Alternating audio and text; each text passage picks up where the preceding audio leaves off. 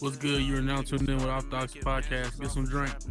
I stay off them perks. I be sleep but never lacking. We got Nino Ross in it, bit. You know what I mean? Nino Ross in it, What it do? bro. What it do? How you been, gang? What you been on? Yo, I've been living. I just be building. I just be building. I be in build mode by myself or with my teams. It's life. You know what I'm saying? I know you had a new strip club coming out. I Oh remember you showed me. yes. Hayes, baby, we got Stella. So funny thing is, since me and you had that conversation, remember they had shut Stella's down, Oh, but damn. they gave me back my club and they done messed up because Stella's is in full effect, man. Listen, we got Stella's and we have a brand new strip club called Hayes coming. Yes. Speaking of Hayes, I'm gonna light this spliff. Yes, That you gas are. right there. Got mad hospitality. Gave me a whole stogie.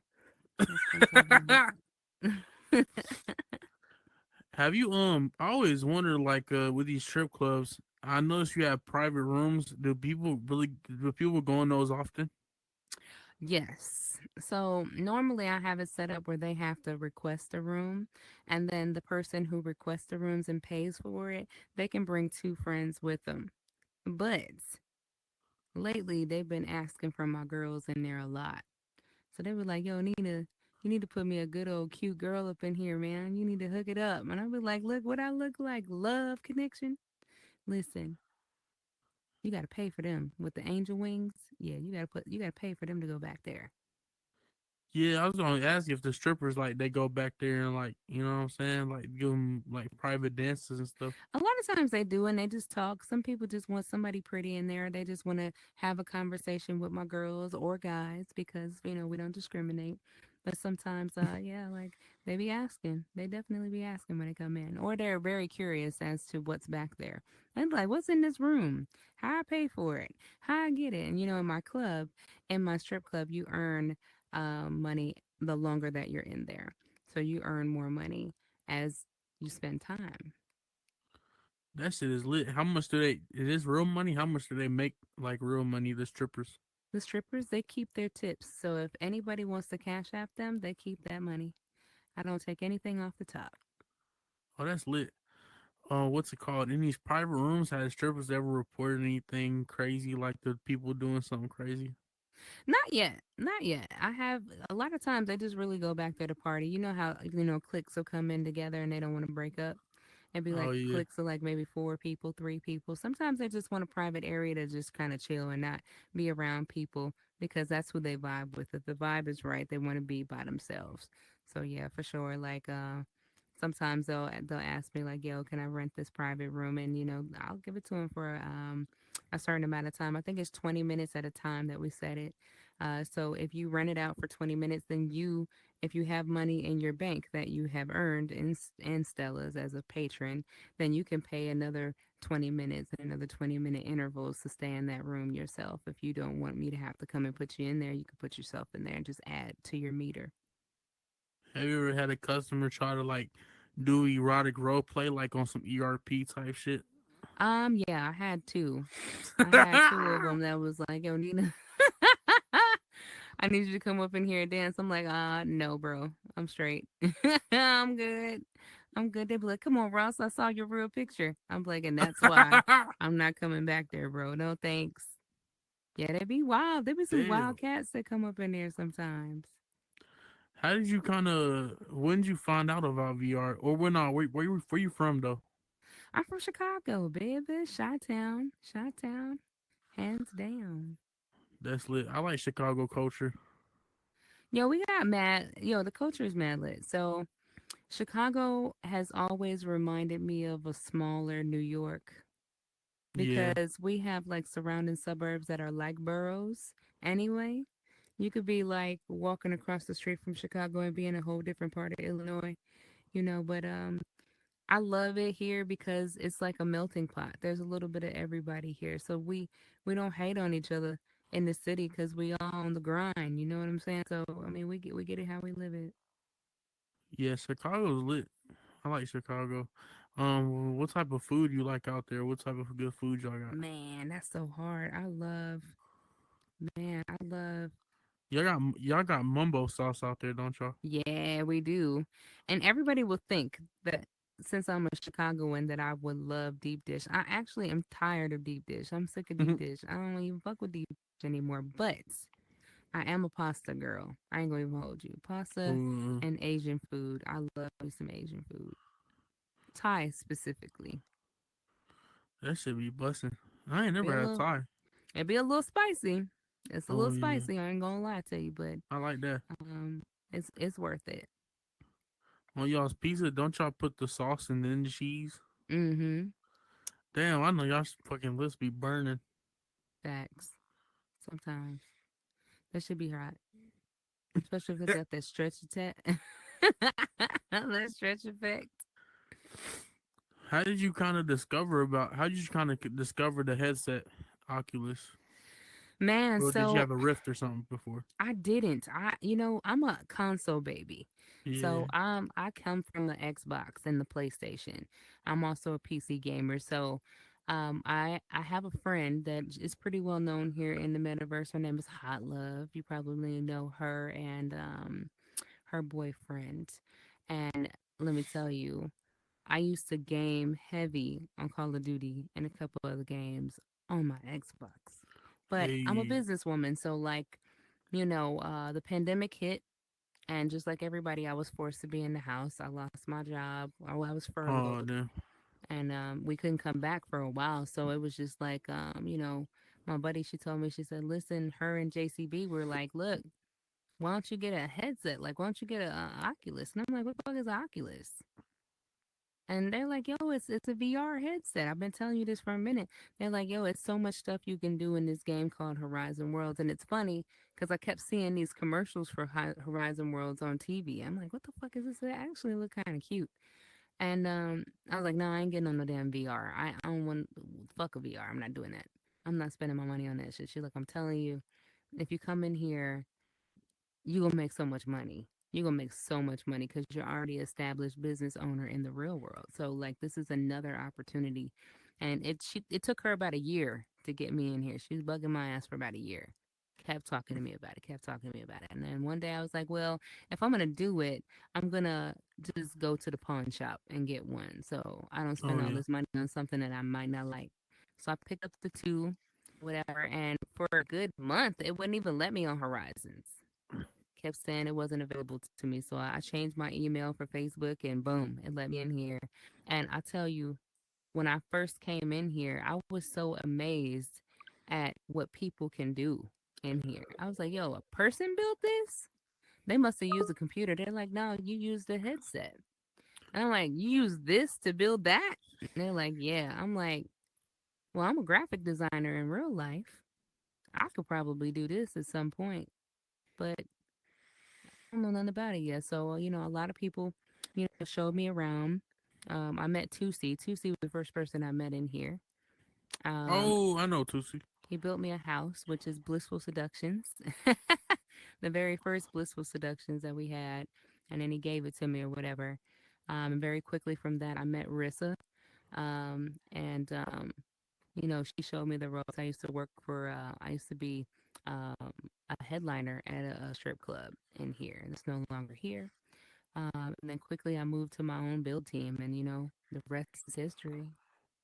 Oh, that's lit. What was it like building up your own team?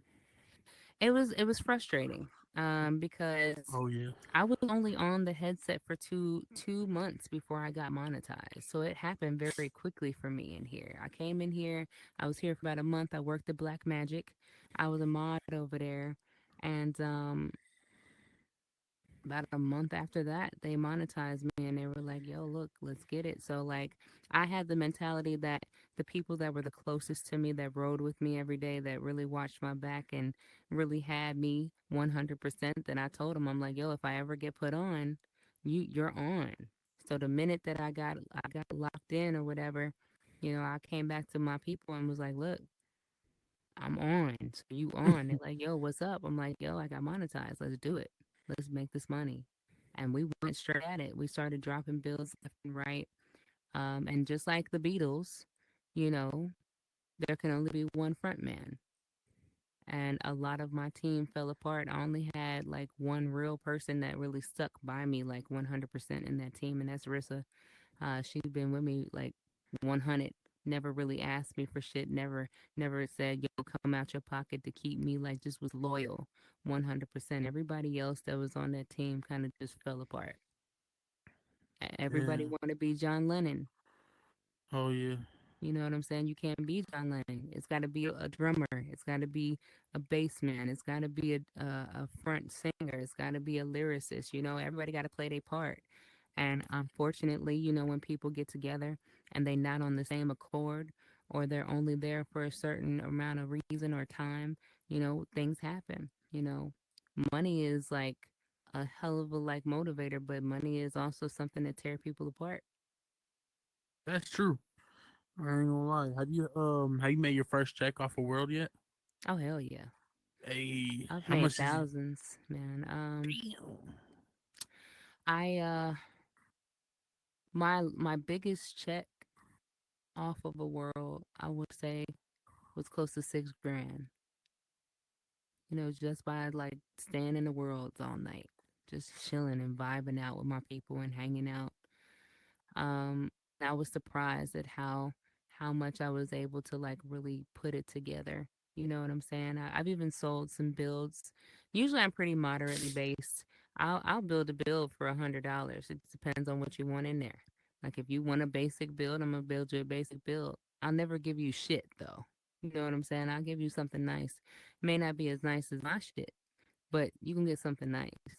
And when it comes to my customers, we really cater to what the person really wants. So if you tell me like, yo, I need spinning ceiling fans, or I need it to look like this, or I need um, a light show going off, I need fireworks in the backyard. We cater to what you say. And normally, when it comes to my build team, one of my members are in the audience, Lovelace, right here. He's my director of building.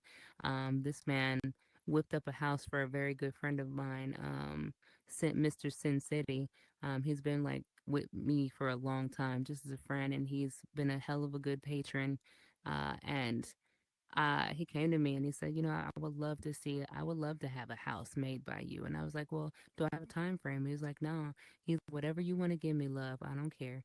And I got one of my build teams together, and I just said, look, we need a house for my friend. And he got right on it 2 days. 2 days, hands down, it was built. Hell But yeah, that's how that's we lit. roll. You know what I'm saying? Hell yeah, that's fire. What's it called? How did you find out about the? Oh wait, hold on one second. Have you always been into gaming? Oh hell yeah! From the start, I came. Yo, I'm an old girl. You know what I'm saying? I came in during Neo Geo and television, Atari. I had every game system that's probably ever came out that we know about. Game Boy, Sega Saturn, Sega Genesis. I done banged on them all. I feel like from the beginning I've been on the sticks. You know what I'm saying? Like I've broken so many Super Nintendo fucking controllers that don't make no sense. I remember blowing on the cartridge and putting alcohol inside the cartridge and putting that motherfucker back in that Super NES, like banging it out on Mario Brothers. I got gamer in my blood. Hell yeah, that's lit. When did you kind of get into the metaverse? Ah Or shit, not? What 20 was the first VR game you played? the first VR game that I played was a Star Wars game. It was a Vader game, I think. And I very quickly like felt not interested in it. So like I was too busy trying to get on Horizon Worlds. I kept trying every day. I was like, "Damn, why won't it let me like get in here?" It kept saying that it wasn't available in my country. I'm like, I know plenty of people from the US that's in this game right now. How come I won't how come you won't oh, you doing this to me because I'm Ross. I get it. And then, like I said, it was an email problem. So, like, I switched that email and it finally let me in and it opened a door of opportunities. But what kind of made you want to get on Horizon Worlds? I don't know. I think maybe it's because my friend told me about it and I kept seeing it on TV. I kept seeing commercials for this out. And I'm like, what the fuck is Horizon Worlds? I kept seeing it on Facebook. I kept seeing it on Instagram. I seen it on the TV commercials. I'm like, this must be a fun game because, you know, I used to play. a game called PlayStation Home. Oh yeah, I remember And that I shit. was pretty popular on there, and I had a good time. I had all the houses, all the clothes. In fact, I got hacked on PlayStation. They stole $1,000 from me. Everything, hacked my account, and PlayStation gave me all my money back, and they let me keep everything that the hacker bought with my money. That So was I a real had metaverse right clothes, there. houses, everything. I feel like that is I feel like Horizon Worlds is an up to date PlayStation home because that was Yeah. before its time. You know what I'm saying? And then the smaller stuff started coming out like IMVU Oh and yeah. a couple of other games that are like virtual reality type games, like the VR chats and Roblox and the what's the other one? Rec rooms of it all. It's coming together. When Oh I first God, I got on think VR here. chat be stealing this drip from IMVU for real, cause I be seeing shit that I saw on IMVU on Mm-hmm. VR chat, like they be making their characters just like that type shit. Facts. I do. I think they have to, That shit's crazy. for Oh, sure. what's it called? What's your favorite metaverse world right now? My favorite metaverse worlds. Other than my own shit, because I love my own shit. Oh yeah, I like your worlds. My favorite world. Jesus. Like, I'm trying to think. One of my favorite worlds. I Well, like that can blue I name EXO. three? Oh no, I like that strip club. Yeah, you can name a couple. Yeah. Okay, so things that ain't mine. Fever Dream by Oh yeah. Diamond. Fever Dream was hard, like only because I like mystery stuff and I like things that scare me or make me think or make me set me in a certain kind of tone. Fever Dream is one of them. Um, I want to say the old Black Magic, the very first Black Magic, because that's the start of my career here in here. So I like worlds that make me connect with them. And back in the day, Black Magic used to just be a really like dope ass crowd. People would go there and do comedy. They keep us laughing. They would keep us singing and shit. It would be birthday parties in there, just dedicated to good times and good people. So that's one of my other clubs that I loved, and of course mine. I'll say my my favorite club of mine. I think it's probably one that the one I'm most proud of, and it's the Lanina. That boat, like it took me months, and I built that boat in a very hard time of my life. Like I was very upset. I was very angry. I was a very solitude type of person at that time. I didn't want to be bothered with nobody over a bad situation that went left from the metaverse. I just, I took into myself and I stayed on that boat for months, just really planning it out. I lost friends over that boat. I lost a nigga over that boat. All kinds of stuff happened in that time frame. But I was so proud when I finally opened it because people kept trying to push me to open that build. They're like, when is it going to be open? When are we going to be able to be in it? And I was just like, it's going to be open when it's open because I'm not going to rush my creative process. And when I put it out, I was super proud at the at all of the love that it got because the reason why I built the boat was because I had a punk motherfucker tell people that I was stealing shit. So I was like, you know Damn. what? I'm going to show you that I can build it. So everything that you said I couldn't do, I'm going to do because I love a challenge. Nah, for real, that's fire though. What inspired you to start building worlds?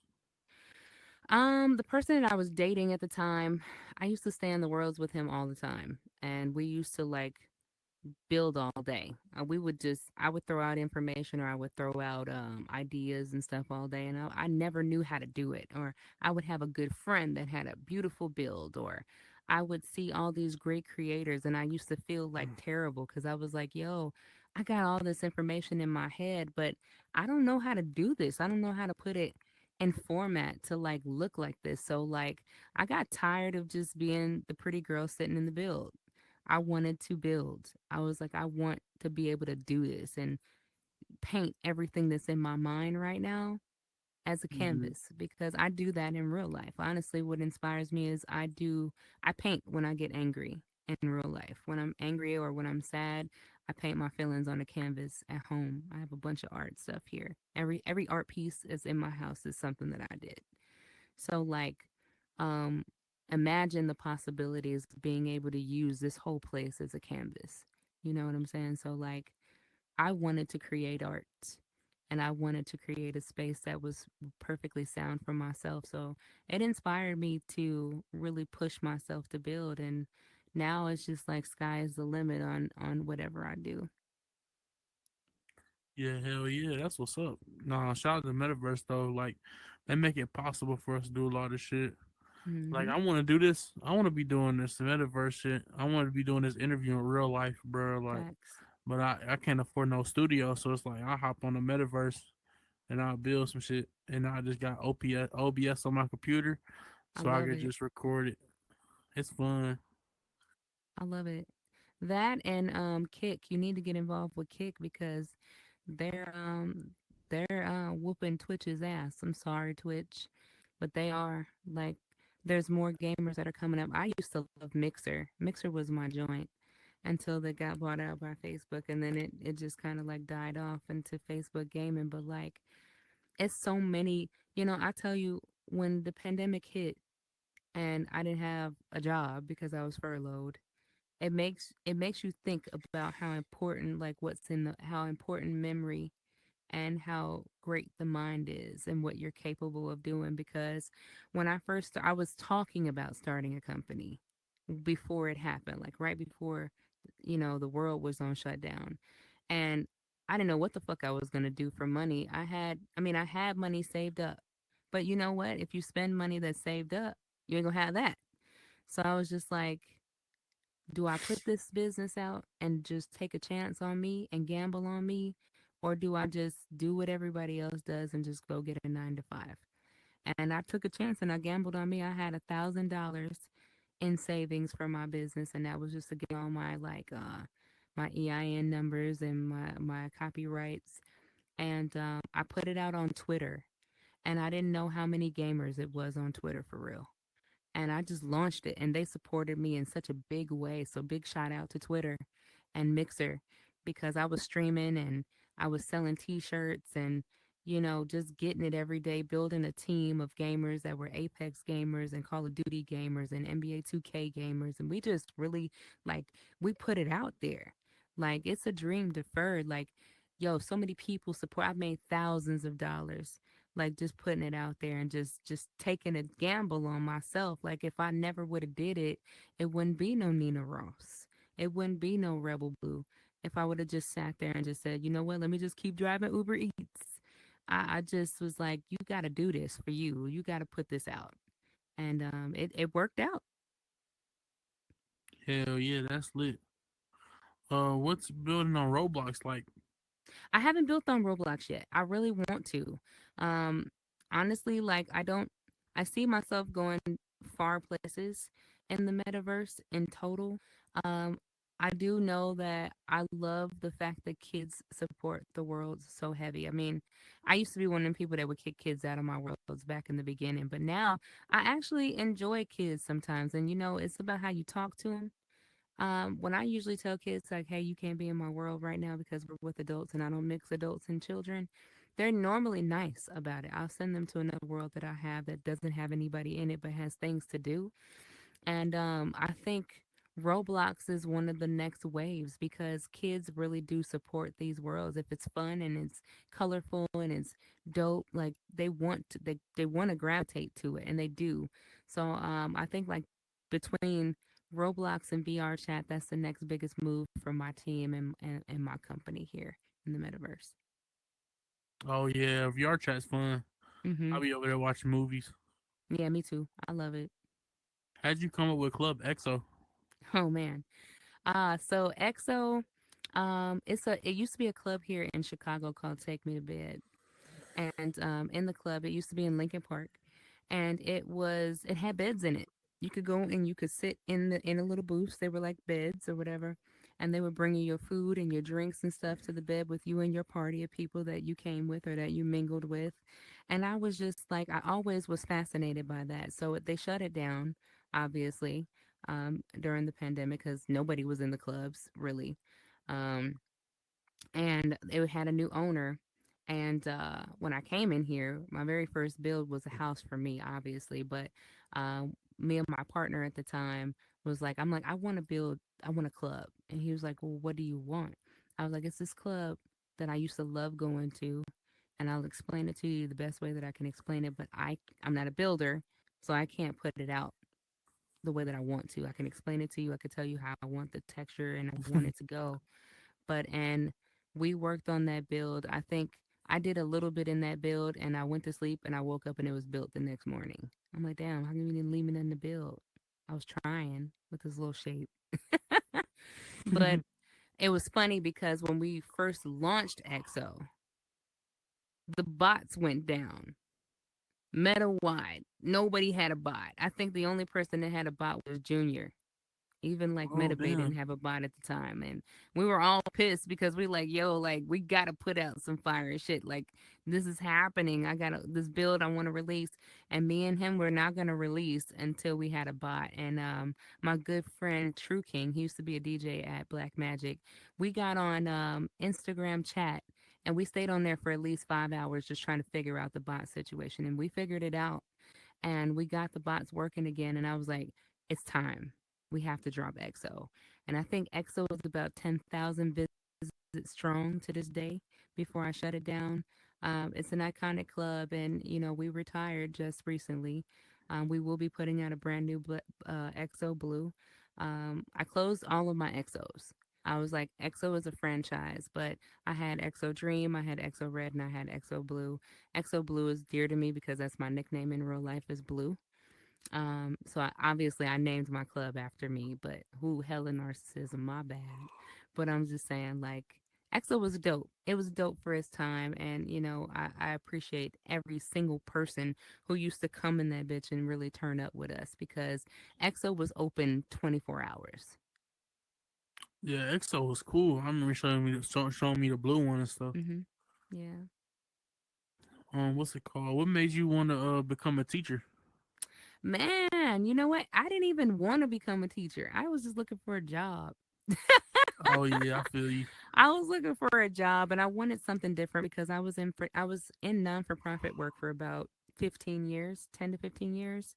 I used to work for multiple charities and I used to work for a homeless shelter too. So I've always been a giving person. I've always been into helping people. And I needed a change of pace. It was like 10 plus years that I was doing the same thing. And I got a call from an NBA, well, not an NBA player, from an ex NFL player. I had applied for this job for an administrative assistant, and he called me and asked me to work for him, and we uh we took that space to an all time high until like I said, like the pandemic hit. And I like the mission behind teaching young people how to be entrepreneurs and not depend on being basketball players and not depend on having to be a football player. And we really went into impoverished neighborhoods, especially ones that were predominantly Black and Latina X, and really taught kids and young adults that you don't have to have a 9 to 5. You don't Yeah. have to rely on the system. You don't have to be on public aid because you can be a business owner. You can make this money and pay for your college tuition. You don't even have to rely on the government for that. And a lot of kids that came through me and went to school and graduated, a lot of them came back with careers at 22 years old. Dang, for real? Facts. I've taught some of my kids. I've taught kids with their kids on my hip in class because I would never turn a female around that had a baby because she had a baby. I don't think that that's right. So I'd be like, no, you don't have to take your kid home. Give me that baby. We still gonna learn this shit today. Hey, that's fire.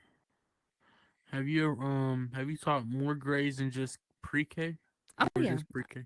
for sure. I was pre-K all the way up to 12th grade. Oh, that's lit. What's your favorite, like what you like teaching the most? So I taught entrepreneurship. So I was strictly business. I was their head business person. So I taught them everything about having an idea. that starts a business, how to get it how to get it copywritten, how to go about your LLCs, how to go about getting it trademarked, how to go about doing pitches, doing pitch contests with them, how to present this to a board, how to develop a board, um, and how to sell your first product, how to sell a valuable product, how to market it. So marketing is my thing, from strategic videos to less than punsy, just making sure like you're getting it out and visualizing. What was your favorite grade to teach? Like eighth grade, ninth grade, pre-K, Oh, hands down, eighth grade. Eighth eighth grade's grade? kind of like the middle. They're like, Yeah, it's like you either gonna get them in eighth grade or you ain't. Like so, like the they were like the ones that didn't need as much pushes. I could give them clear instructions, and they would come and ask me as many questions as they can. And I think the problem that a lot of people have with kids is a lot of people like to dictate to teenagers and yeah. preteens. You can't, because you lose them. Because they want to be taught by you. They want to feel like they're valuable. They want to feel like they're important. So if you can meet them on their level and speak to them as if they're human, then you will gain the respect of a young person. It's when you treat them like I'm the old person and I know everything and I can't be taught either, is you lose their respect. So like all the kids that I ever taught, I taught them at their level, whether it was they were still at fifth grade level or whether they were about to be in college. Like I always talked to them as if I wanted to be treated. Oh yeah, that's true. Did you like just pull up to the school to teach that subject, or did you teach like for a whole year? No, I pulled up to teach that subject. Actually, like I said, I was an administrative assistant. And my supervisor at the time, the one over the whole program, he ended up leaving. And he had told me, he was like, look, you are amazing with these kids. Like what you do to transform these kids. You started off as an administrative assistant, just assisting me. He was like, but you kind of took over in a place where I don't really need to worry about my business when I'm gone, because I know that these kids are taken care of and taught right. And he was like, honestly, I wanted to know, did you want to be, would you like to take my place? Because I would like to recommend you to be the first junior director of this program. So I was promoted to director of youth programming after about a year. Dang, that's fire though. Yeah, What's it called? Are the parents? Have you ever had to deal with the kids' parents before? all the time, all the time. And I actually like that I have. A lot of people don't understand what parents go through, especially if you are a single parent, a single mom or a single dad. A lot of them struggle between 16-hour days, 12-hour shifts, getting your kid ready for school, getting them off to school, picking them up from daycare, still having to go through homework, and still coming off a shift that you're dead dog tired at and having to parent. It's hard, especially if you're doing it by yourself. And I've had parents cry in my office, like, I don't know what I'm gonna do. I'm tired. He's fucking up in school. You know, I'm trying at home. I'm trying, but I'm by myself, and I'm doing this by myself, and I don't have the resources. I'm low on I'm behind on the rent. I don't know have enough food to feed them, and I would always work with parents on how I can help you with resources. Can I help you get some food in your house? Can I take you to a pantry? Can I get you more clothes for this baby? Can I get you in a better neighborhood, in a better apartment that doesn't cost as much? How can I assist you beyond what I'm doing for your child right now? So I was always pretty cool with the parents, and the parents. Honestly, it was funny. Like after I left, it was so many parents that stopped taking their kids where I was at because I left. And I still see kids in the mall all the time. I go to the grocery store, I see one of my past previous students and their parents, and they'll still hug me and, how you been doing? And, oh my God, we miss you so much. And the program has changed so much, it's not the same. They build those relationships with you. And it's a good feeling when people respect you for the good that you're doing for them. Oh yeah, hell yeah. That shit's fire. Hmm. What's it called? What's the best strategy you went with to teach kids? The best strategy that I went with is I would pick their brains on what their interests were. Some kids were really into anime. There were some kids Oh that are yeah. into like clothing and Jordans and hoodies and creative expression. Um, I had girls that were making makeup from scratch, lipsticks, lip glosses from scratch. And people think sometimes it doesn't make sense, but how you think Kylie Jenner got where she got besides being rich? How you think Yep. Rihanna got what she got? They all had a vision. So I would pick apart the vision, see what the vision was that the kid had, or um, really just again see what the interest level was, and then move from there. Then we create a business plan. Um, but you have to get them interested. Because again, if they're not interested, no matter how much they like the idea that they had, you have to explain how this can actually make money. How do we make this make money? Because a dream is great, but with no backing behind it, you have to make sure that an investor wants to invest in this. So, in teaching them how to create a business plan, we're teaching them how their dream can come alive. And that I think painting the visual picture, because most people are visual, Yeah. painting that visual picture for them and getting them involved in the back end of it. How do you create a marketing video? That was always their favorite thing is, ooh, I want to create a video for TikTok. I'm going to be a TikTok sensation in this damn thing, and they would get involved in the visual creativity almost like here. I had just started to introduce my kids when I got ready to leave the school. I had just started to get my kids interested in the metaverse actually and teaching them how to work this and build because I would take my that's how deep I was in this when I first started. I would take my Oculus to work with me every day. My gaming computer would be right with me. So I'm in the club at work and still teaching my kids and showing them on the blue screen or whatever, like what I do inside the metaverse. And they were fascinated. They were just starting to learn. And a lot of my kids actually had Oculuses at home. So, you know, that's another way and strategy I started to teach them as well is look at technology, look at what it can do. Your phone, you don't even need a computer. Most of everything we do can be done right from your telephone. Oh yeah. That's true. So yeah, What other worlds you got coming out with? man. So I'm about to drop. Oh goodness, it's like 4 or 5. It's like 4 or 5, right? We have Exo Blue, which is a remake of the Exo that I had because I wanted to start completely from scratch and build something completely different than I had. So we have one club because I'm done with clubs. After these next two places drop, I'm done. Everything is an experience. We have Ross Manor, which is coming out, which is my home and party house. Um, I have a visual experience called You, which is the walk through the mind of a person with mental health. Um, Goodness, we have our Friendsgiving home that is being built right now by none other than Lovelace J back there. Big shout outs to the team, the squad. Um, Goodness, what else? We have some PvP games that we're starting to get work on that we're getting Oh ready to yeah. drop during the winter. Um, some trivia spots. We're gonna have our own. Or it's the last day for the weekend though. I'm gonna like drink tonight and watch TV. Oh yeah. That what I'm doing. I got some Dawn.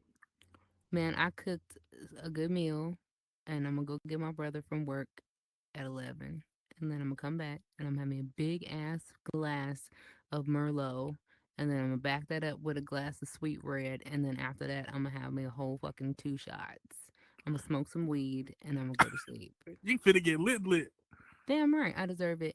And then I have to get up at 6 in the morning because I'm gonna go and watch the sunrise. Oh, that sounds nice. I'm gonna go watch the sunrise and pray. And I like to do that once a month. I watch the sunrise and then I pray and meditate. And then I don't do anything work when I do that. I get on live sometimes, but I don't do anything like brand, nothing. I just fucking meditate and think about all the shit that's going on in my life. And then I leave from there and I go to the gym, Dang, that's a pretty lit schedule. I ain't gonna lie. That's a pretty lit Saturday schedule. right? I decided to do it on Saturdays because I was doing it on Mondays. And then I was like, fuck, I gotta clock in at work at 8:30. That's not enough time for me to do that. So I'm gonna do it on Saturday morning or Sunday morning, once a month. It'll be either a Saturday or Sunday next month. I think I'm gonna do my next month when I'm in Cali. That'll be my Saturday, or I'll do it during the week because I'll be out there during the week. I'll probably do it on a Friday, the last day I'm there, just do the sunrise. Or I might even do the sunrise every morning while I'm out there because it's the ocean. It's a whole different kind of thing when you're at the ocean. Oh yeah, that's gonna be lit near the ocean. You get to watch the waves too. Mm-hmm. Bags. You be sparking up when you meditate or just sober? Mm-hmm. I vape. I do hash oil. Ooh, yeah. That's what I want to get into. I want some of them some of the live resin. That's what I And that's do, what's called. boy. That shit'll blow you to the moon and back, damn it. Yeah. I'm getting me some to take on the plane with me. I ain't smoking that Cali shit. I'm smoking my shit that I know is good. Cause I be Oh done yeah. bought some shit out there to be huff, and I don't like it, and I be pissed. What's Huff? It's nasty. It's garbage. Hot doo doo train, all them other shits. Yeah, I want some of them live resins. I'm tired of smoking like the oil, Live just the resin regular is, concentrated. the shit is where it's at, bro. Like it is the place to be when you smoking live resin because it's so clean. It's cut so clean, and when it's in flower form, it's so sticky. It's so like pure. Yeah. Because live resin is like the purest part of that marijuana. It's the resin part of it. It's that sticky shit. That's what you smoking, basically, the sticky part. And it is more potent than the flower. Oh So yeah. when I buy it in vape form, I don't buy nothing under like 80%, 88%. It's got to be 80s and up. Oh yeah. 70s is THC. okay, depending on what you get in. But if it's 80% THC and up from there, like I've even gotten some that was live resin that was like 98%.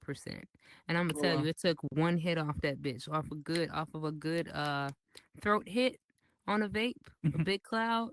My nigga, I ripped one so hard I couldn't stop coughing for like 5 minutes. But let me tell you, off that one rip, I was high as fuck.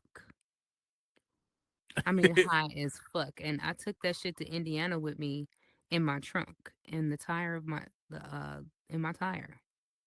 You And I couldn't put took it in it, your tire? Oh, in the mm-hmm, trunk. Oh, mm-hmm, yo, spare. to transport it. You know what I'm saying? Because you ain't supposed to have it. Oh God. I live So in I did it. Georgia. See, I've been to Georgia so many times last year. I went to Atlanta. I was in Atlanta. I was in Edwardsville. I was in Decatur. I was in Stone Mountain, but I stayed in Buckhead when I was there this time. Oh yeah, Buckhead is a good part of Atlanta. That's a It's pretty good part. whack though. It's It whack. was like no black action out there. I was like, it's nothing but hood niggas in beautiful buildings. What the fuck is this? Yeah, that's how it is for real. It's like rich hood niggas. Yeah, and these niggas just stupid. Who you looking for? Like But some like classy niggas? not so much. I mean, I don't mind a motherfucker that's rough around the edges as long as your mind is where you need it to be. Like even if you working on shit, I'm not judgmental to a degree. Every woman wants a guy who she could fuck with, you know what I'm saying, so to speak. And I think every nigga want a chick that's just chill, that Hmm. doesn't make they fucking day worse, that they already Yeah. go through shit as it is on the job or with their family or with their baby mama or whatever the fuck it is. So they just want a woman who understands them, who can get down with some of the shit that they into, possibly cook and clean a little bit, and that is just relaxed, just chill. But unfortunately, we're not in the right generation for that. And the ones that are, we looking for the same in niggas, and they don't be like that either. Damn. So it's like a battle back and forth, I feel like, between men and women because it's like, especially black men and black women, because we really don't understand each other. We understand each other in the sense of we understand the struggle, I feel. And this is a topic I fucking stand firmly on. I feel like black women and black men, we understand each other in the terms of struggle. We know how we feel from slavery back. We know how we feel about our kids. We know how we feel about our bag. But that's all we understand about each other. We don't really understand the mental aspect of each other, what a man has been through or what a female has been through who happens to be black. We don't get that part. So therefore, we always the woman feels like the man has abandoned her. to where she has to take care of the kids and she has to take care of the bills and essentially has to be the dude. And the man is like, yo, I just need you to fucking be a female. I need you to be soft around the edges. I need you not to be like this. I need you to let me do this and you do you. But don't be trying to be me, bitch. Damn. No, I don't even know how I am. I like any girl really. I don't like every nigga. Nope, I don't. I used to like wild niggas. Yeah. I used to like thugs and wild You niggas like and crash niggas outs? because it was fun. You know what I'm saying? It was fun back then to have a nigga who you could smoke with and then go to the club with and talk shit to. And if you got into a fight, you ready to get jump with him. You know what I'm saying? Oh But yeah. when you get older, I'm like, can I just get a nigga who got a good job that just want to travel sometimes? We go Oh fuck on yeah. another beach.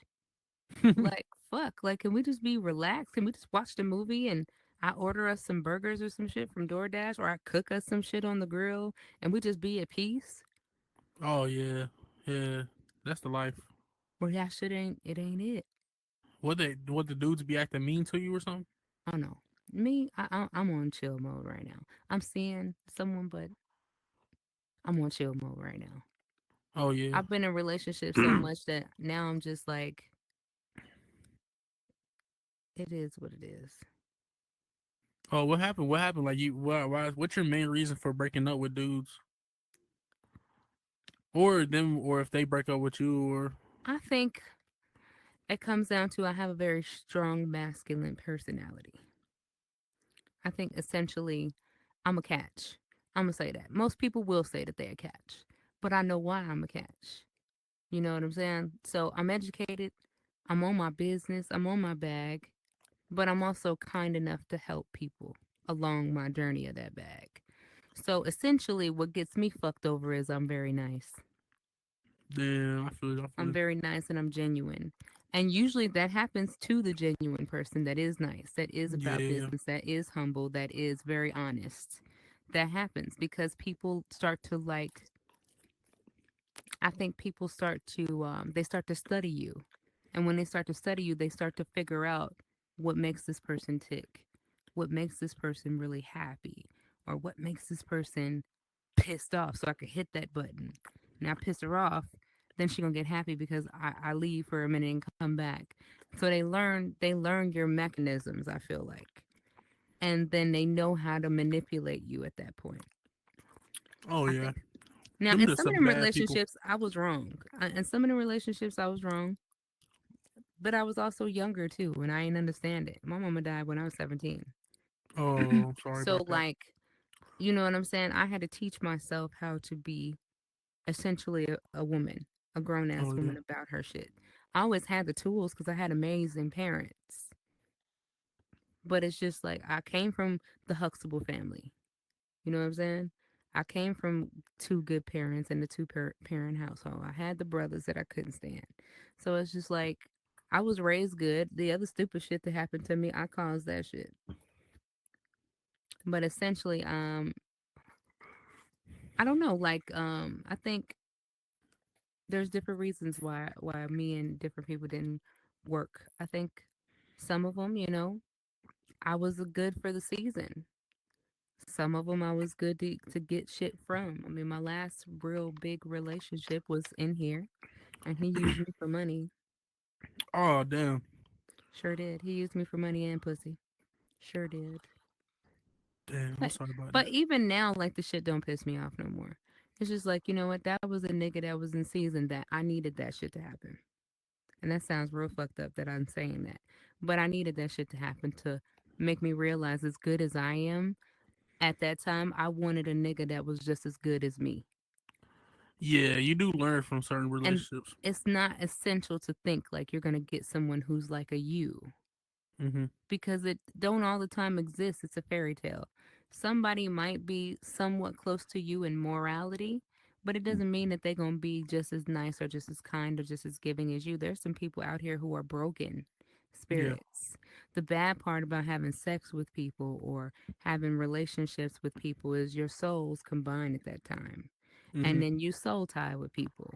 And then if they a bad soul, that bad soul is on you. Yeah, that's and true. you feel all they bullshit. And it takes you take that with you. You carry that shit with you. So for a long time, like I saw how the bad relationships used to make me feel, and I had to like, as a woman, as a grown ass woman, even when I went to therapy, I had to ask myself, is some of this shit me? Like, is some of this shit really me? And as a woman, you should dig deep like that, because you Hmm. can't always say that it's the man. You can't. Because if every relationship that you're in ends the same fucking way, nah, baby, it's you a little bit. It's them because they fucked up in the head, but it's you because you know that they're fucked up in the head and you're allowing that cycle to happen. Yeah, that's true. Yeah. You got to take accountability too. Like, it's cool to blame everything on y'all. That's cool because we all know that a lot of majority of men are stupid, no offense. And we know this on a biblical sense. I'm not even into like religion that much, but I came from the church. Like, I was raised in a family that's highly religious, but we knew it from the Bible that man couldn't handle it all by himself to the point that he had to be made a companion. Oh yeah, yeah. So therefore, he made a companion that was what? Nurturing, heartfelt, honest, gentle. Where the other one was all roughneck, got to take care of the field, got to take care of everything, got to make sure that this is happening. So he made that in a sense of, I don't know, you're a little bit younger than me. Have you ever heard of the term, the hand that rocks the cradle is the hand that rules the world? I never heard it, but I think I know what it means, right? Like one that takes care of the baby rules the world, cause like the mom, you know what I'm saying, makes the The baby one type that shit. has the baby is the one that rules the world because she can multiply. Oh yeah, and it spends more time with it, so you could probably teach her some good stuff. That nurturing part. Yeah, we So definitely need girls, I'm women, not women. saying that women aren't everything, but we bring some value. We Oh bring yeah. some value, and men do too. Men do things that we physically could never do, especially black men. I don't know. I be feeling like girls are pretty strong. Like when it comes like physically, they're pretty strong. They can get strong as a dude, but they got to work out a shit ton though. Or we got to be mad enough to do it. Yeah, And when you piss us off, we turn into like super strength people.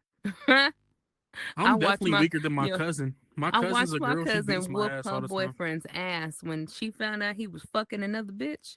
Ooh, shit. She was like, "Oh, you fucked this bitch in my house." like, I was like, "Ooh, shit." She started tearing that motherfucker up. I watched her stab her own man's Oh car. shit. She stabbed every tire. She stabbed the motherfucking car seats, the car. He's like, "What the fuck are you doing? That's my car." She said, "Bitch, I paid for it. It's my car. And I'm going to destroy it and I'm going to get the insurance money from it, bitch, and you won't drive it no more." Yeah. I was just like, "Oh, what did you do? What did you Damn, do? You erupted the crazy motherfucker in this person." Like, I couldn't even calm her down. I she was just let going her. in. She was upset. He fucked the bitch in her house. Damn. But see, you don't shit where you sleep. Yeah, You that's don't crazy. That's shit where you messed up. sleep. That was OD. You OD doing something like that. That's dumb as hell. You don't do that. But that's what I'm saying. I feel like men and women don't understand each other that well, and that's why we clash a lot of times because we looking for unrealistic expectations in each other. Oh yeah, that's why I'm scared of. Like when I get older, I don't really want to live with a girl. It's because like, especially if the girl's nasty. You know what I'm saying? Mhm. I don't want no. I can't live with no nasty ass person. And it's just unrealistic. We want y'all to have good jobs, good dick, good face card, good fucking pockets, nice ass car, nice ass crib, good ass everything, great conversation. That's like a build a boyfriend. Yeah, that's true. Like, you do understand that a motherfucker, every person in the planet is flawed in some way.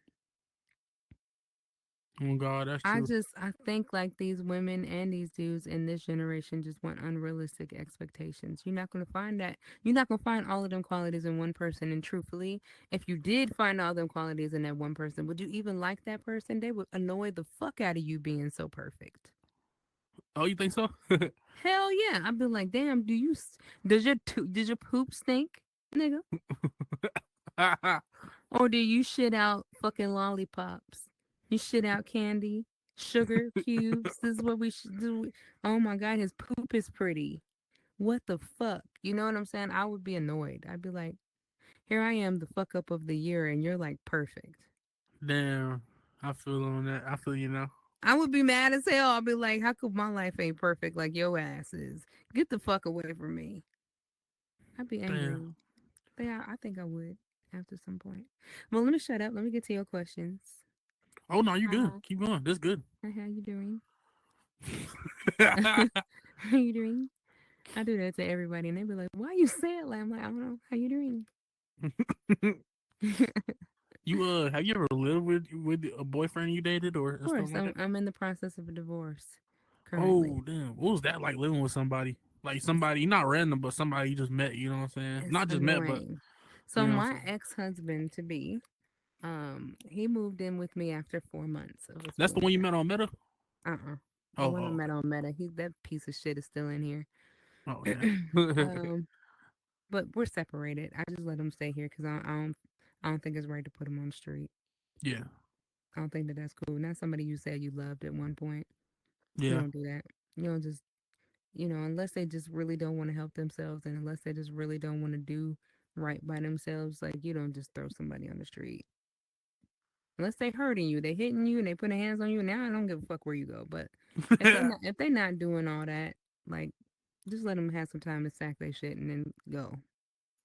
What Um, happened? You was married to him for 4 years. You said. I was married to him for 8 years, and we were together Damn. 12 years total. Oh man, I'm sorry about that. Yeah, I'm not.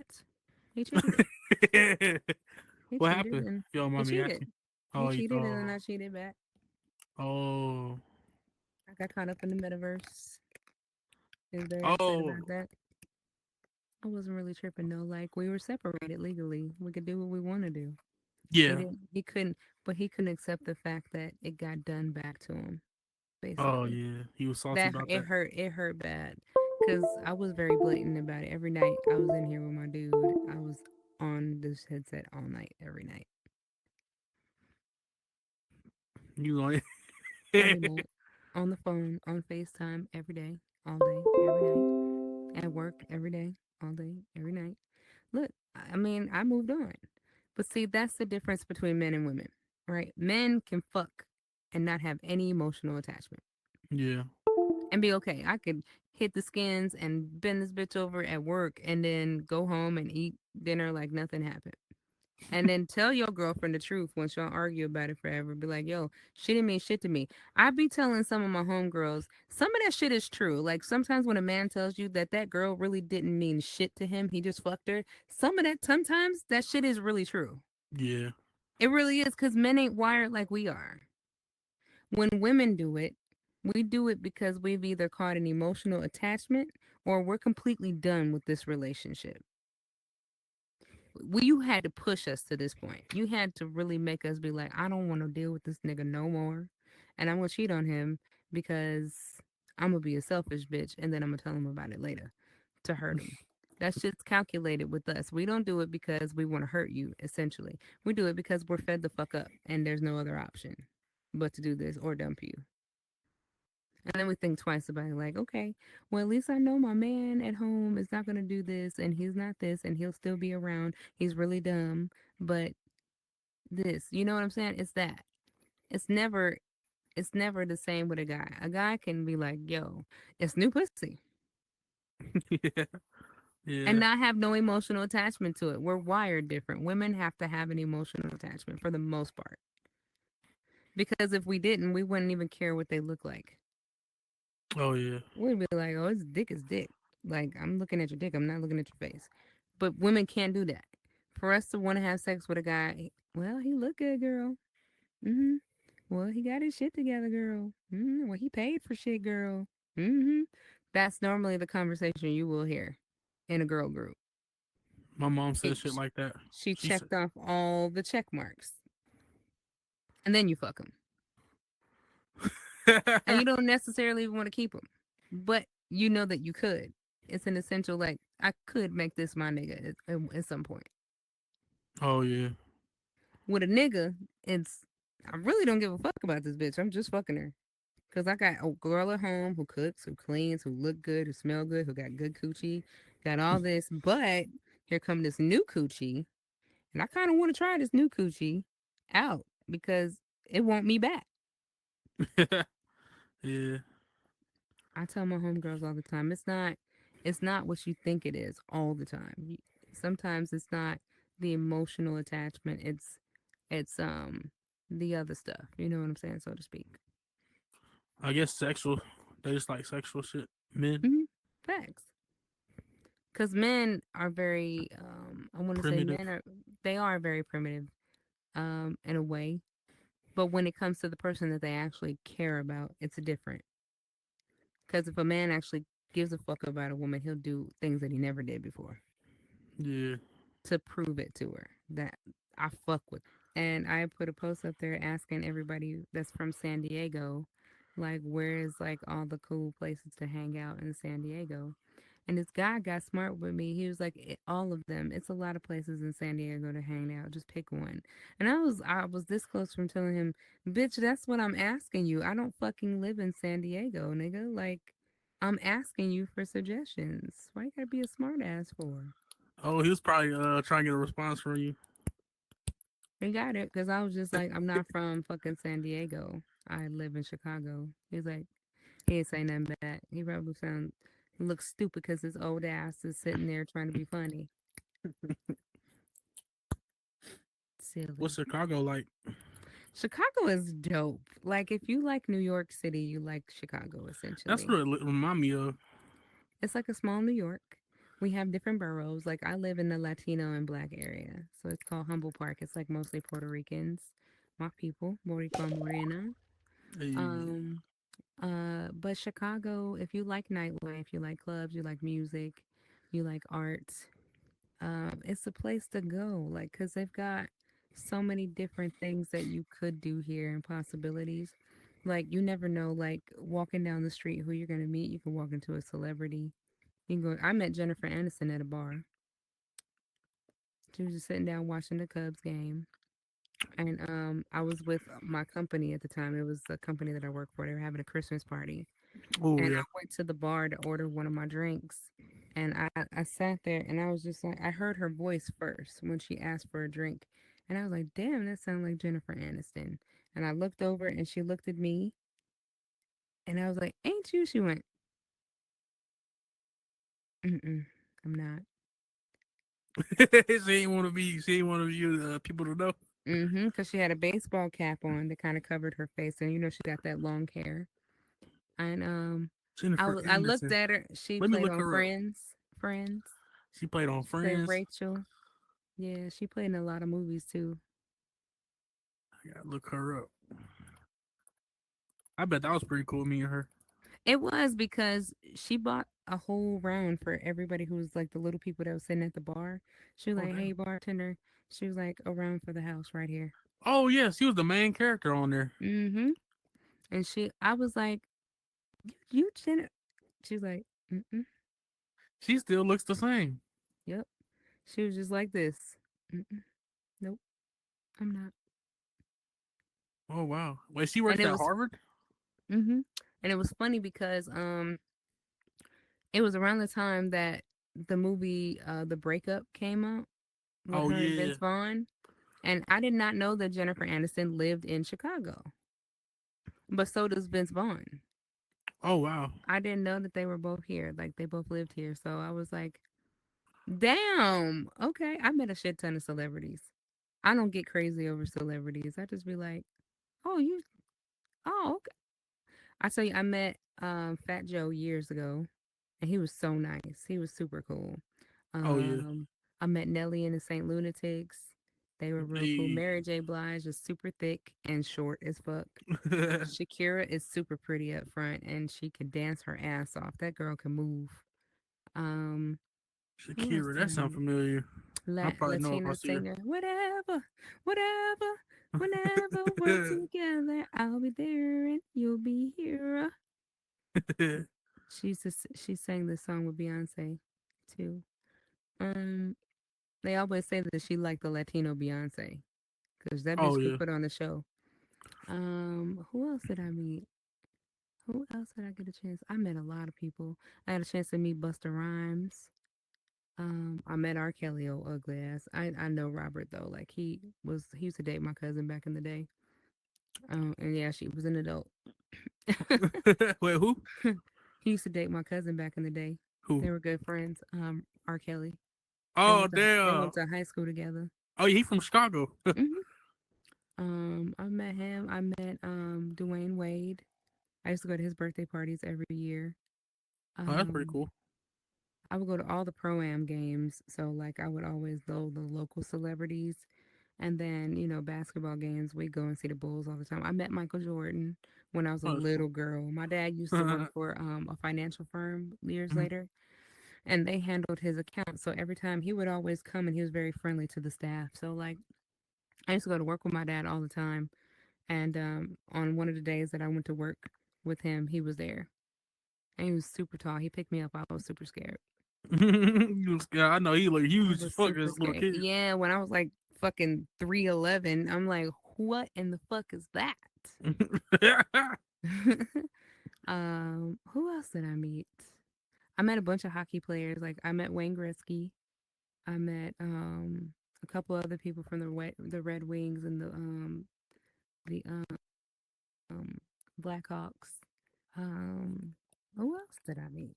Oh, I met Talib Kweli. I love Yeah. him.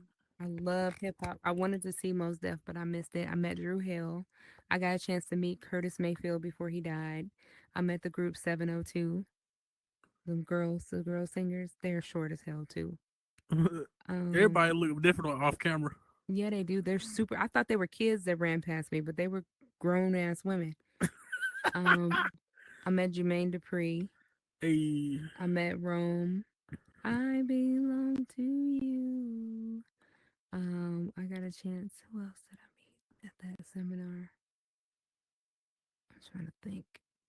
Who else did I meet? Oh, I met Crucial Conflict. They used to live in my neighborhood. So the local candy lady oh yeah, was Wild Styles' auntie. wow. So they used to always like Do or Die, Twista. They all used to live in my neighborhood. Oh, The rat. Twister. I knew he was gonna The say Twister. I've met Twista. He tried to holler at me when I was younger, and I called him a fat bastard. I was like, no, and later, years later, I found out one of my good friends is best friends with him, and I just felt like shit. I was just like, you ain't gonna remember this at all. Years of smoking and drinking, but you tried to talk to me years ago, and I called you fat bastard. He was like, I remember that shit. And yeah, like I've met him, and they used to throw local like talent shows in the neighborhood for the kids. So Aw. I used to always sign up for the talent show back in the day. Oh, excuse What you used me. to do, sing and stuff? Back in the day. Singing, rapping. No, I couldn't rap to save my life. But I tore my voice up because I started smoking cigarettes years Oh ago. yeah. But now I don't smoke now. I'm like 13 years clean. I'd probably be smoking cigarettes, but they make me nicotine sick. Nicotine makes me sick. Yeah, they give Like me I a don't fuck with. rush. It brings up your blood pressure. Makes you have a Yeah, headache when you are withdrawing from cigarettes. but some gas. I fuck with some weed though. I ain't been smoking lately though. I've been not really smoking for real for like 3 weeks, 4 weeks. Really, I just smoked earlier. That's why I'm so calm right now. I went and did some footage for one of my good friends. I don't really like. I socialize, but I don't socialize. If that makes sense. Yeah, I socialize with people that I feel like I could trust. Everybody yeah. else can kiss my ass. Like I don't. It's not that I dislike you. It's just that I don't feel like I have shit in common. You know what I'm saying? So I tend to like want to like be by myself. Hey PC, how you doing? How you doing? So yeah, I tend to like Hey, what up, my boy? what PCB up to the though? building. What up though? But yeah, like that's me. It's like I'm usually an open book, but I'm calm and Yeah, relaxed. That's what I do. You know what I'm saying? Like I don't be wanting no strife with nobody. I just for the most part I move by myself in silence. And I like to build when I like to build, and that's my style. Like I used to when I first came on here and I started working for Black Magic. It was more so of a let people get to see who I am type personality because my personality in here is not very different from my real life personality. You know what I'm saying? Like Oh it yeah. doesn't this fucking drift. It doesn't really like change who I am. Like in real life, I'm an influencer, so I'm probably on 10 when I go somebody place because I'm trying to learn the business and trying to get my business out there and do all this other shit. You know what I'm saying? So like that's what I do. Yeah, hell yeah, I feel it. I remember you being a teacher, right? We Hmm. I touched on a couple of questions about being a teacher, but I always wanted to ask this: Have you ever threw a pizza party? Hell yes. Last Valentine's Day when I worked at my old job, Yeah. I used to I've taught almost every grade from kindergarten, pre-K to middle school and high school. And my like was it fourth, not fifth, sixth, and seventh and eighth graders were like, look, I'm like, what do you all want to do for not Thanksgiving but Valentine's Day? And they were like, we want a pizza party and we want spaghetti and we want garlic nuts and meatballs. And I cooked everything from scratch. I made their pizza from scratch. I Dang. cooked meatballs from scratch. I had made them marinara, all kinds of shit, and cupcakes. And I went into my classroom and I decorated it the night before, well, the day of, and then I just got everything set up. You know, I was a pretty good teacher. Those are the Damn. ones I feel like those are the ones that get remembered. Is the one is the ones that everybody like. That one teacher you have that you just love. You like, oh, I'm gonna do everything she asked me to do. If she need me to carry a bag to her car, I'm gonna do that shit. And you got one teacher that you just love to death. Oh God, I miss my teacher. I forgot what her name was. Was it Miss Chumley? Yeah, Miss Chumley. She was cool as hell. Mrs. Michael was my favorite teacher because she took me and a bunch of other kids out. And I remember she took us to Old Country Buffet and she let us go crazy. This when Old Country Buffet was a big thing. And she was just like, get whatever you want, babies. It's good. And she made sure this was a teacher that knew everybody's parents. You know what I'm saying? Yeah. Knew everybody.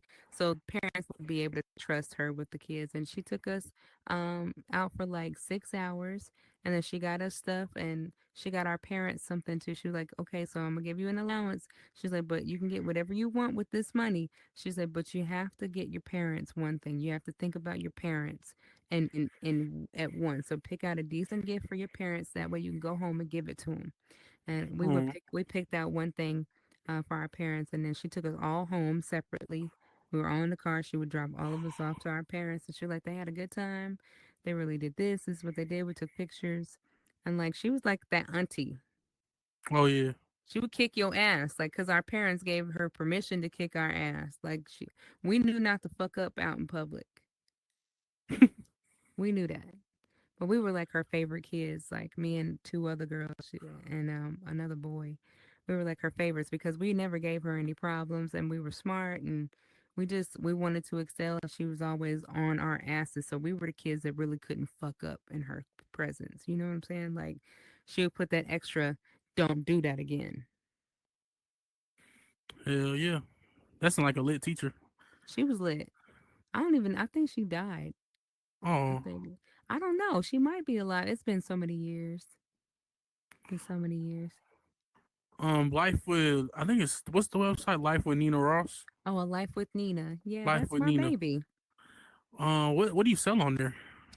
I sell t-shirts and I sell hoodies, t-shirts and hoodies like motivational hoodies.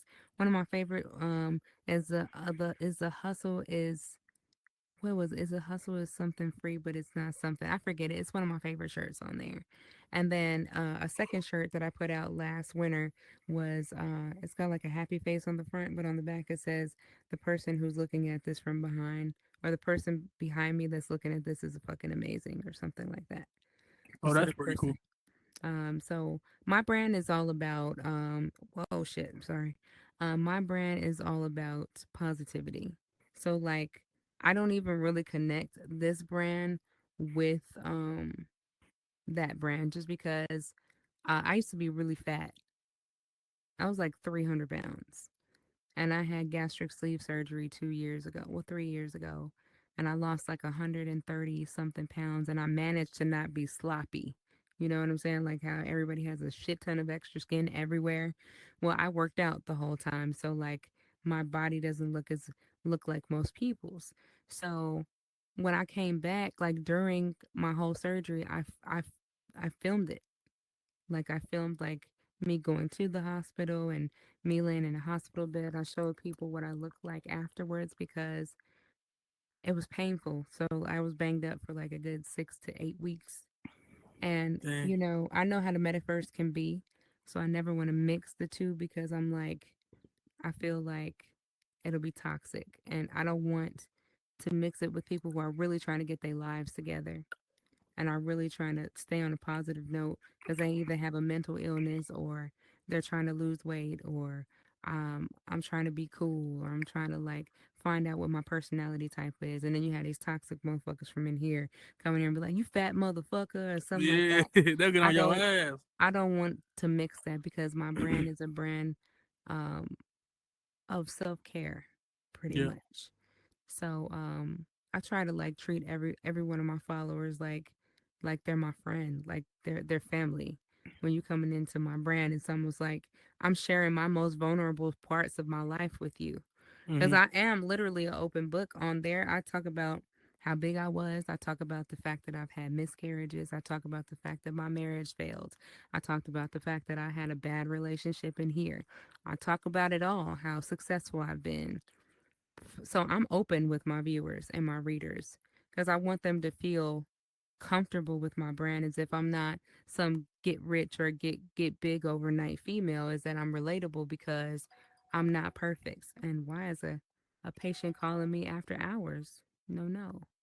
Um but that's a big thing is I want people to feel as if you're comfortable because I'm not like this person that puts on a facade. I'm an everyday Joe just like you. I Yeah, go to hell yeah. work, I pay bills, I come home. I'm the same. I'm not rich. I'm comfortable, but I'm not rich. I Yeah, got the same struggles that the next person got. Sometimes maybe more depending on the day or depending hell on the yeah. time. I have PTSD. So I struggle with mental illness myself. Like I have super bad anxiety and I'm functioning PTSD. So I don't have to take medication for it, but like I have my days when I'm stressed to the max. I've had my days where I shut myself off from the whole entire world. I turn my phones off. I turn anything that you could reach me on, and then I ghost everybody because I need to mentally recharge. Yeah, that's how I be. Hell yeah. Yeah, I So, think like, yesterday I slept all day. facts, because it ain't no joke when you have an episode or when you're just fucking tapped out. Yeah. Yeah, it's healthy to just chill Yeah, it on your is. phone though. Mm-hmm. What you what else what do you got a new drop coming to the website soon? Some new merch? Yeah, I got some new stuff that's coming. Some new shirts. I'm gonna have some new hoodies that are coming out. A rap with Nina and Micah is one of them because that is me and my homeboy from Atlanta. Me and him started a podcast almost 4 years ago. We're 4 seasons in. We're getting ready to actually interview two people from the metaverse, which is Howard, had the Howard Hour, and we're Hey. going to be interviewing Goddess Z this weekend. So like we are really like putting all the stops in and we're gonna try to get some other like big names off Instagram on there and just people who generally want to have conversation. Our podcast talks about anything. We don't script anything. So we're Yeah. openly candid. When you get that conversation, it's on the spot. Like it could have been we seen one of our biggest shows, two of our biggest shows. We were talking about Cardi B and the old girl, that girl that was like putting rumors out on her. What was Yeah. her? She was like an internet sensation at one point. Tasha K. We ripped her ass in half Damn. on the show because she did that was stupid. Like the move she made, that was dumb.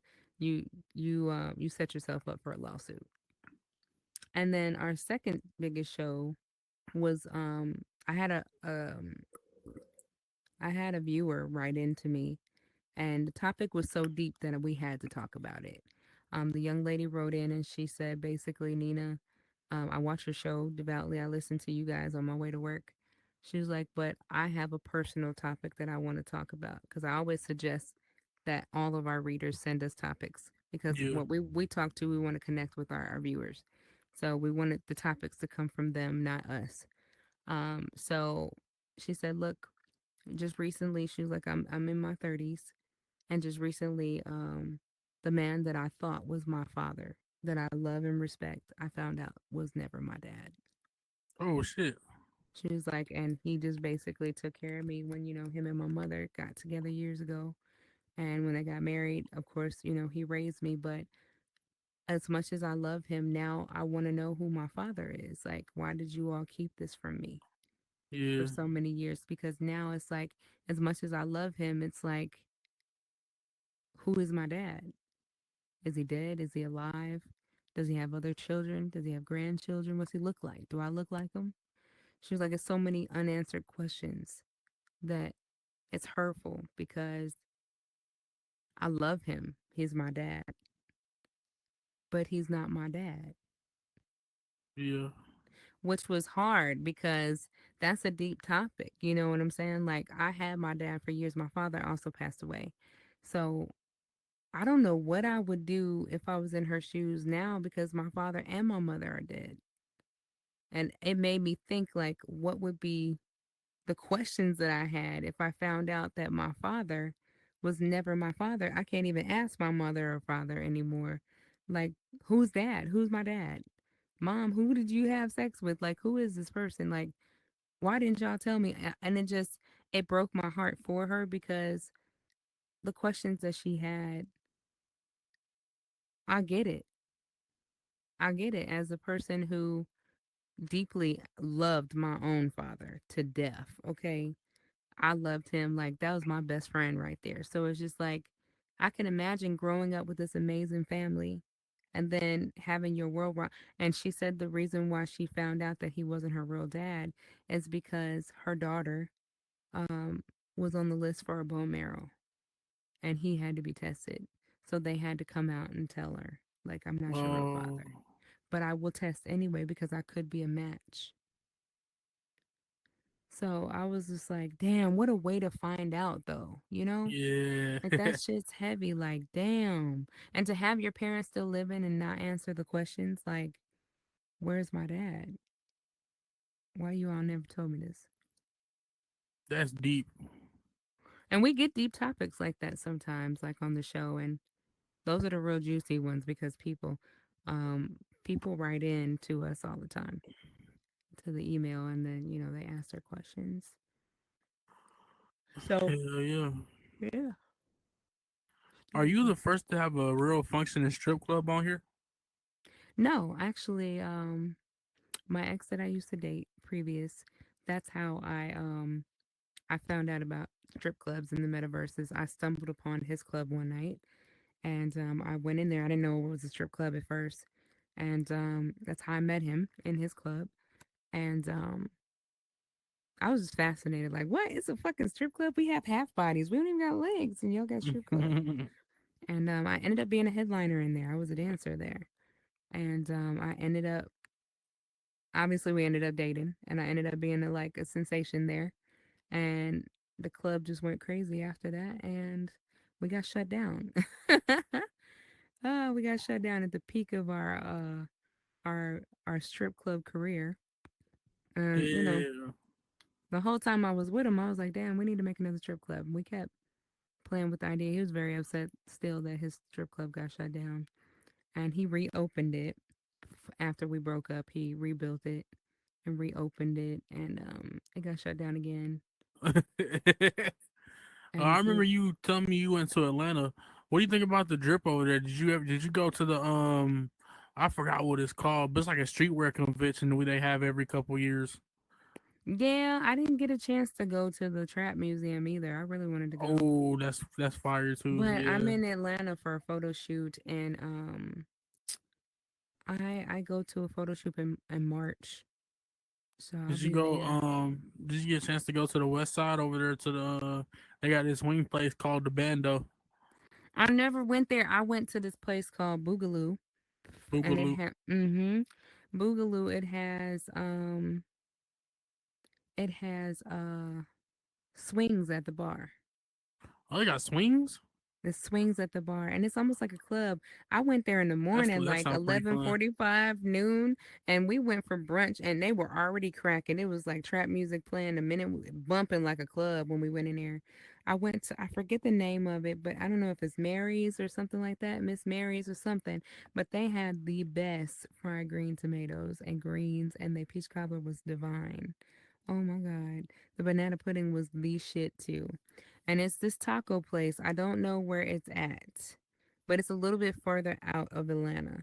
Um, they have the best shrimp tacos I've ever had. Every time I come to Atlanta, my boy Micah, he always takes me there. I'll be like, you know where we going, right? He was like, I know, Nina. I know your taco spot. I'm like, mm-hmm. Come on, Benson. Come on, Benson. Take me. Take me to get my tacos. I need Oh yeah. tacos. Yeah. So I Hell. like to move around. I like to go to hookah lounges while I'm out there.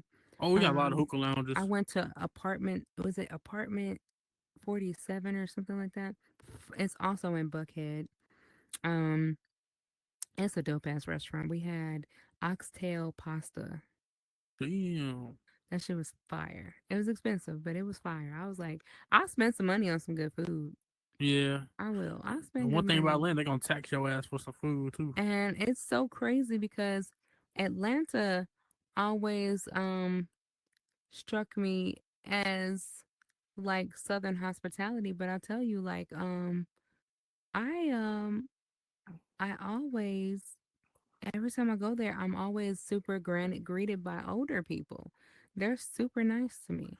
Yeah, older people. Yeah, they always call me sweet pea, honey, shit like that. Sweet pea, honey baby. It's a lot of people off of the metaverse that's there too. Yeah. I got a chance to meet Roosevelt Meach. I got a chance to meet Miss Wiggles. Oh, Um you met Miss Wiggles? I have a good time with her every time. I always pick her up every time I'm there now. I'll be like, I'm coming to get you. I'm coming to get you. I know that who else is there? It's a lot. I think Gangsta Bay, she's there. Oh, I heard of Um her. Celestial Sky, she's there. Celeste. Um Fonzway is there. That's a bunch of people from Atlanta. My ex, he's there. I don't even think he's in Atlanta anymore, but I'm not sure. I'm gonna be asking. When I break up with you, we're done. When we like cut ties, I'm done with a person. Yeah. Hell yeah. Um, yeah. Let's see. Any other worlds you got coming out with? Hell yeah. I got Exo Blue. Oh yeah, You XO seen Blue. that one? I added more stuff in there since. Um, Exo Blue is coming. We have another strip club that's about to drop, and probably next month. So Oh, is that Exo the one you showed me? I'm switching it around completely. I got a bunch of shit that I'm about to do to that fucking build. So that one, which is Haze, I have a brand new studio that I'm getting ready to start construction on. Um, the name of that is like very very secret right now. Um, but it's gonna be fire. It's gonna be fire. Hell yeah, I can't wait to drop my new shit. I got some new shit coming. And dope, dope. Well, definitely gotta let me know so I can promote it Oh yeah, I'm gonna let you look at it. for sure, for sure. I can't wait till the new studio drops.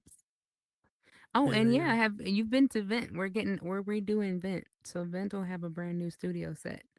But I'm Hey. making a music studio. Kame Studios just dropped.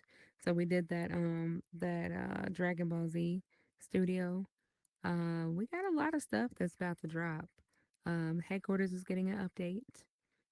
Ross Manor is coming out. Ross Manor is actually getting ready. Matter of fact, if I look here, I think the builder he took a break to go cook dinner, but he's on his way back soon. So yeah, like it's a lot of stuff, man. It's a lot. It's a good feeling, to be back in business, but it took a long time to get back to a comfortable place. Hell yeah, I feel it. Hell yeah. I thank you for pulling up to the podcast again. You know what I'm saying? We got a good interview in. Good I think shit. we got a good hour 30 minutes now. Yeah, that'll be dope. That'll be dope. Hell yeah. Anything Definitely else you send it wanna? to me. Oh yeah, I got you. Hell yeah. I'm gonna probably drop some reels. Okay. Probably about no, I won't say tomorrow. Probably Sunday. Okay. Definitely drop some reels Sunday. Well, Most it's gonna be lit definitely. though. Thank you And for you gotta pulling up. come down. You gotta come on my podcast as well. Like Oh yeah, I'm down. we're I've been wanting sponsored to get by interviewed. Spotify, so I give you a huge wide net to cast, especially if you're trying to Damn. get out there, in the outside of the metaverse. You're trying to make a name. This is why I'm starting to pull 2 people a month. So I have so far right now I have Howard and Goddess, and then next month I'm gonna do 2 other people from the metaverse. So I'm gonna do a metaverse spotlight on the show every month. We'll have 2 guests during the month to come out and just talk about them and have an open, candid conversation about them. Really give them a lot more exposure, open it up and cast a wide net, and just do what we know how to do, you know? Hell yeah, I'll be down to get on a podcast. I like being the not the podcaster, but the person that get interviewed. Sometimes it'd be fun Okay. being on the other side. Well, I'll introduce you to my partner and we'll have you come where we can ask some questions and do a pregame and then get you set up for the real thing. And we'll just schedule it in. It'll probably be next month that we do that. And then I just have to get one more person and then we'll, schedule it in and see what we do. And then of course when me and Diamond get back and rolling with Vent, you definitely got a spot on there. Hey, hell yeah, appreciate you, gang. For sure, for sure. Thank you. I appreciate you having me on. Oh yeah, this reese off the oxy. Get some drink. Get some drink or some smoke.